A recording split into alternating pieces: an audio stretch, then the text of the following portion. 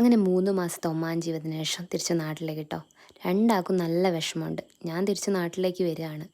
അപ്പോൾ എനിക്ക് സോനേട്ടനെ വിട്ട് വരിക എന്ന് പറയുന്നത് ഭയങ്കര വിഷമമുള്ളൊരു കാര്യമാണ്. പക്ഷെ ഞങ്ങൾ രണ്ടാളും അത് എക്സ്പ്രസ് ചെയ്യാണ്ടാട്ടോ യാത്രയൊക്കെ പറഞ്ഞ് ഹാപ്പി ആക്കിയിട്ട് എന്നെ വിട്ടത്. എന്നാലും ഉള്ളിൽ ചെറിയൊരു വിഷമം. അങ്ങനെ ഞാൻ വിചാരിച്ചു അച്ഛനും അമ്മേനെയും കാണാൻ പോവാന്ന്. അവരറിയില്ല കേട്ടോ ഞാൻ വരുന്നത് സർപ്രൈസാണ് കേട്ടോ. അച്ഛൻ ചിരിച്ചു വരുന്നത്.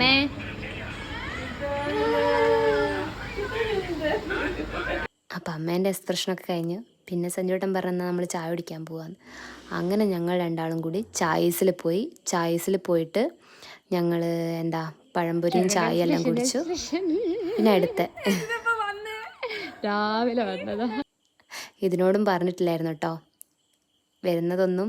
പിന്നെ അവിടെ ടൂട്ടു ഉണ്ടായിരുന്നു. ടൂട്ടുവിനോട് കുറച്ച് നേരം കളിച്ച് ടൂട്ടുവിന് ഭയങ്കര സന്തോഷം. എന്നെ പൊത്തി പിടിച്ച് കളിക്കുക.